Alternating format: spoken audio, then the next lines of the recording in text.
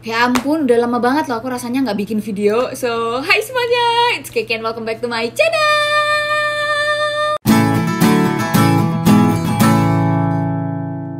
Yes, kalian tidak salah baca yang ada di judul 1 juta rupiah aja. Emang cukup ya untuk ngebangun sebuah bisnis baru? Jawaban aku, kalau menurut pengalaman aku sih cukup. Banyak kan bisnis aku yang aku mulai di awal umur 20-an itu malahan modalnya 0 guys. Apalagi 1 juta rupiah pasti cukup, pasti bisa. Asal kita tahu gimana cara memaksimalkan modal ini untuk membangun sebuah bisnis. Untuk kalian yang mungkin sedang mencari sumber penghasilan baru, atau kalian yang pengen menjadikan entrepreneurship sebagai jalur karir utama pilihan kalian, kalian pasti bisa kok, tapi jangan buru-buru juga. Aku akan kasih tahu dulu step by stepnya berdasarkan pengalaman aku gimana sih cara memaksimalkan 1 juta rupiah ini dan memulai semua langkah-langkahnya dari nol. Oke, pertanyaan pertama yang aku akan ajuin ke kalian, kalau mulai bisnis mending mulai dari market dulu atau produk dulu? Ya aku kasih waktu 3 detik. 3, 2, 1. Yes, mungkin kebanyakan jawaban ideal kalian mungkin market dulu ya. Kita mulai mencari masalah yang ada di sekitar kita, lalu kita jadikan sebuah solusi dalam bentuk produk atau jasa. Yes, aku tahu idealnya kayak gitu. Cuman pada kenyataannya kebanyakan kalau kalian mungkin masih, ini bisnis pertama kalian, masih pemula banget, gak apa-apa banget kok kalau misalnya kalian mulai dari produk dulu. Ada ide bisnisnya dulu, sesuatu yang mungkin kalian suka atau kalian bisa, itu bisa kalian jadikan bisnis aja. Misalnya kalian suka makanan, mungkin kalian bisa bikin delivery. Jangan langsung sewa-sewa coffee shop, gedung, ruko kayak begitu, kayaknya nggak cukup 1 juta rupiah bisa habis di depan. Atau pengen bisnis fashion, sekarang lagi ngetrend jualan barang bekas alias thrifting, atau bisa jadi reseller atau dropshipper. Ada juga bisnis jasa, lebih banyak lagi ragamnya. Aku dulu pernah bikin tour organizer yang bertahan akhirnya sampai sekarang, walaupun pivot ke sana kemari akhirnya bisnisnya jadi fotografer, video editor, translator, bahkan tutor, les-lesan itu sebenarnya bisa kok dibisnisin. Bahkan bisnis jasa tuh kebanyakan nggak butuh materi yang banyak ya, yang dibutuhkan memang skill aja. Tapi aku nggak punya skill apa-apa kak.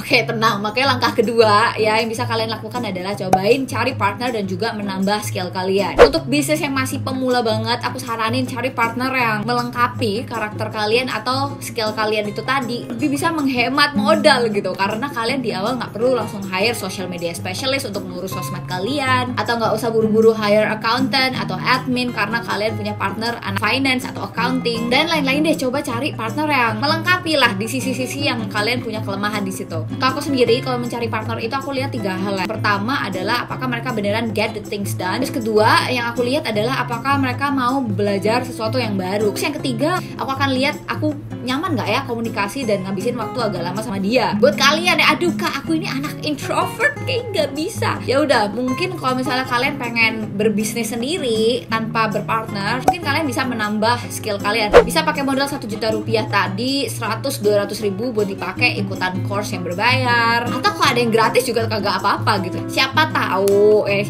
kalau misalnya ternyata bisnis bukanlah jalan rezeki kalian, ya amit-amit bangkrut, gak apa-apa, skillnya ini masih bisa kepake gitu untuk bisnis selanjutnya atau karir-karir kalian selanjutnya. Oke, nah setelah menemukan partner, menambah skill, mungkin kamu bisa mulai brainstorming ya, ide bisnis kamu ini mau didetailkan seperti apa. Cara aku paling suka banget dalam mendetailkan rencana bisnis aku adalah lewat bisnis model canvas. Template-nya kalian bisa cek di Google aja, atau aku cantumin nanti di link di description box di bawah. Bukan cuman yang modalnya bermiliar-miliar aja yang butuh business plan, kita juga butuh guys. Kalian kan lihat di template ya ada 2 bagian. Nah biasanya aku mulai dari sisi eksternal dulu. Pertimbangan eksternal itu terdiri dari pertama, value proposition produk kalian. Silahkan tulis kelebihan produk kita, price-nya bagus, quality-nya yang bagus, lalu ada gratisan dan lain-lain boleh. Terus habis itu bergerak ke kanan lagi ada customer segmentation. Kalian isi siapa sih target customer dari produk atau jasa kalian sedetail mungkin ya kalau bisa ngisinya. Misalnya kalian bilang target millennials yang umurnya berapa nih? Millennials tuh range-nya kan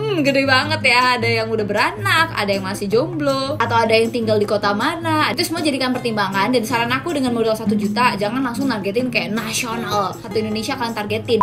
Terus habis itu juga pertimbangkan channelnya, distribusinya mau lewat apa, gimana cara maintain customer, lewat customer relationship. Dan yang paling penting juga revenue streams kalian. Rencanakan kalian pengen memonetisasi, mendapatkan uang dari ide bisnis itu dengan cara apa.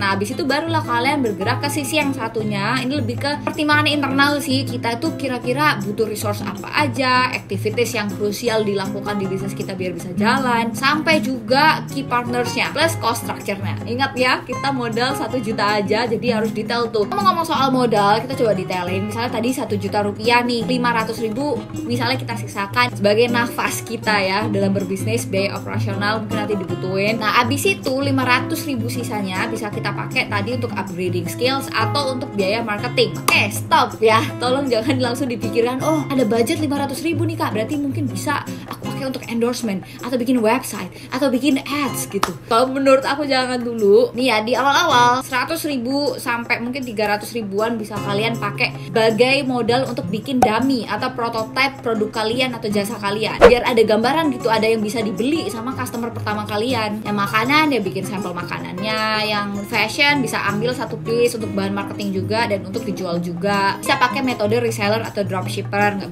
usah nyetok barang. Yang bisnis jasa, coba cari portfolio project dengan bantuin teman atau keluarga yang butuh jasa kalian. Gak apa-apa, nggak usah nyari untung, harga modal aja atau bahkan kalian kasih for free. Menurut aku ini step yang krusial karena I think the best research method adalah dengan beneran jualan, beneran terjun ke market. Kalian akan dapat sangat banyak feedback yang lebih berharga ketika kalian beneran ketemu sama real customers kalian. Dan sebagai tambahannya juga, ternyata ketika kita udah punya customer beneran kan kita jadinya punya testimoni. Nah testimoni sendiri tuh katanya bisa improving our conversion rate sebesar 34%. Yes, konversi penjualan tuh bisa naik segitu banyak. Dan katanya customer zaman sekarang itu 92% lebih percaya terhadap testimoni dari real users daripada kita bikin video campaign iklan yang ala-ala kayak gitu, kayaknya masih kurang. Kecuali budget kita lebih dari 1 juta gitu, nggak apa-apa, kalian bikin apapun ya tetap ada impactnya pasti. Cuman kan kita cari yang paling krusial sekarang nih dengan modal terbatas. Oke, terus habis itu kan tadi masih ada sisa tuh. Mungkin kalian bisa yang pertama investasi untuk bikin logo, bikin branding kit, mungkin langganan aplikasi untuk editingnya biar kalian bisa bikin material branding kayak logo dan lain-lain yang lebih eksklusif, nggak pasaran. Kalian juga bisa investasikan waktu bikin feed Instagram yang indah, bisa beli filter juga, kalender konten untuk TikTok sampai 1 bulan ke depan. Apapun deh, yang penting itu gratis ya dan organik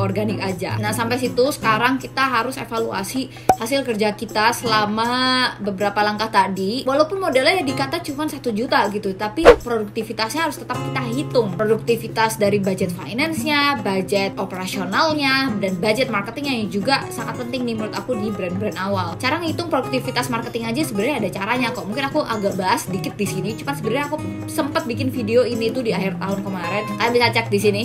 Nah cara ngitungnya adalah yang pertama, kalian harus define dulu tahapan customer journey dari bisnis kalian. Biasanya sih disingkat menjadi 5 tahapan. Mulai dari aware, orang nggak tahu jadi tahu. Lalu appeal, orang dari tahu menjadi tertarik. Lalu ask, dari tertarik menjadi nanya-nanya. Lalu act, dari nanya-nanya ke beli. Dan yang terakhir advocate, dari udah beli menjadi merekomendasikan. Lalu kalian coba rekap datanya, kira-kira masing-masing proses ini ada berapa angkanya. Nah itu kalian udah tahu. Abis itu kalian lihat nih konversi dari satu tahapan ke tahapan lain itu berapa persen. Pasti angkanya agak menurun gitu ya. Cuman kita lihat kira-kira yang persentasenya jeblok banget ini dari tahapan mana ke tahapan mana. Nah itu kalian analisa. Abis itu kalian coba intervensi.